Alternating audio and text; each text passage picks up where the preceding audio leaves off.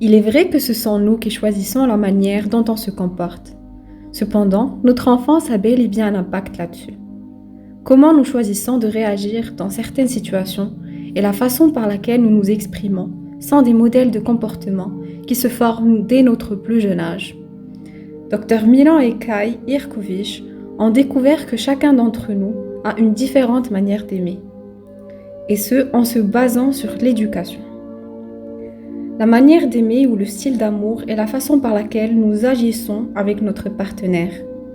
En ayant une idée sur comment nous aimons, on peut apprendre comment nos styles d'amour peuvent affecter nos relations. Numéro 1. La victime. La victime a grandi dans un foyer chaotique. Elle apprend à être passive afin de survivre en ne prêtant pas attention à elle-même afin de passer inaperçue.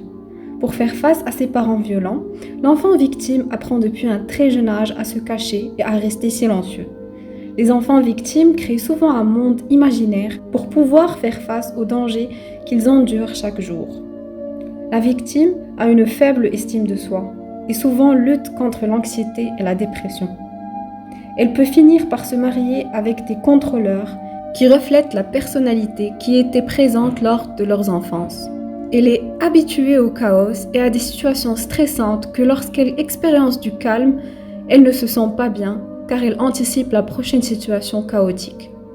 Pour que les victimes cultivent une relation stable et saine, elles doivent d'abord apprendre à s'aimer soi-même et à se défendre, au lieu de laisser leur partenaire les rabaisser.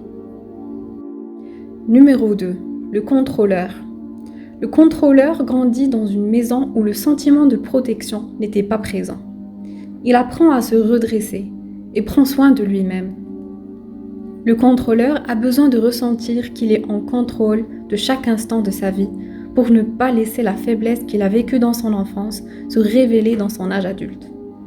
Pour ce genre de personne, avoir le contrôle signifie qu'il est protégé d'expériences négatives, de peur, d'humiliation et d'impuissance. Il n'associe pas la colère comme étant faible. Alors, il l'utilise comme une arme pour rester dans le pouvoir. Ils n'aiment pas sortir de leur zone de confort parce qu'ils se sentent vulnérables.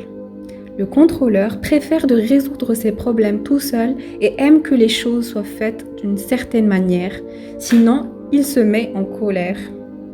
Pour que le contrôleur forme de longues et stables relations, il a besoin d'apprendre à se laisser aller, faire confiance aux autres et de contrôler sa colère. Numéro 3.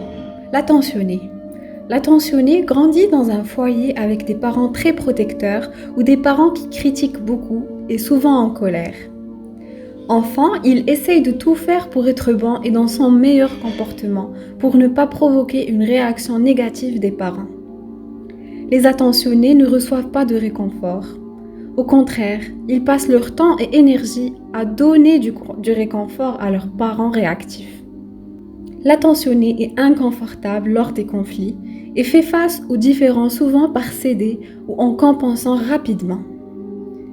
Ils ont souvent du mal à dire non et parce qu'ils ne veulent pas tomber dans les problèmes, ils peuvent ne pas être honnêtes et mentent pour éviter des situations complexes.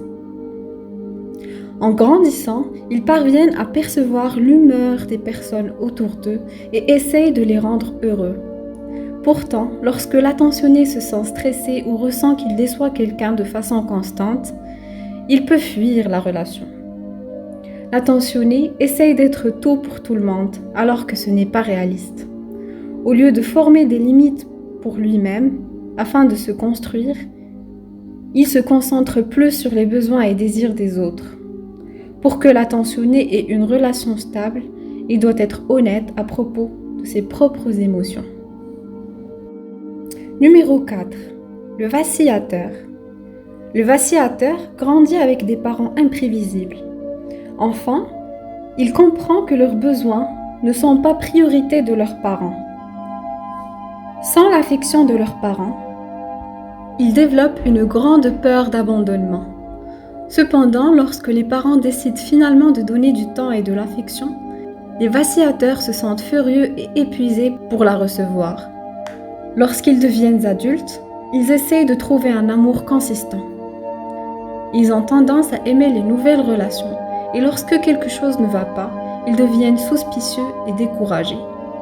Ils sont souvent mal compris et passent par plusieurs conflits internes et stress émotionnel dans leurs relations. Ils peuvent être extrêmement sensibles et perspictifs, ce qui leur permet de percevoir le moindre changement, et souvent lorsque les personnes prennent leur distance. Pour qu'ils aient de bonnes relations, ils doivent apprendre à donner du temps lors du début de la relation afin de pouvoir connaître la personne avant de s'engager et de se blesser. Numéro 5. Le négligeur. Le négligeur souvent grandit dans une maison qui ne priorise pas l'affection, mais plutôt l'indépendance.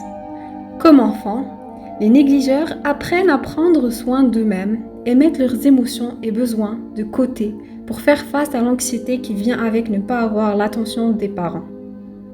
Les négligeurs ont tendance de se distancer et utilisent la logique et le détachement plus que les émotions. Ils deviennent inconfortables lorsque les personnes autour d'eux sont trop émotionnelles. Pour qu'ils aient de longues et stables relations, ils doivent apprendre à s'ouvrir aux gens et essayer d'exprimer leurs sentiments. Lequel de ces 5 types es-tu? Laisse-moi un commentaire. À bientôt!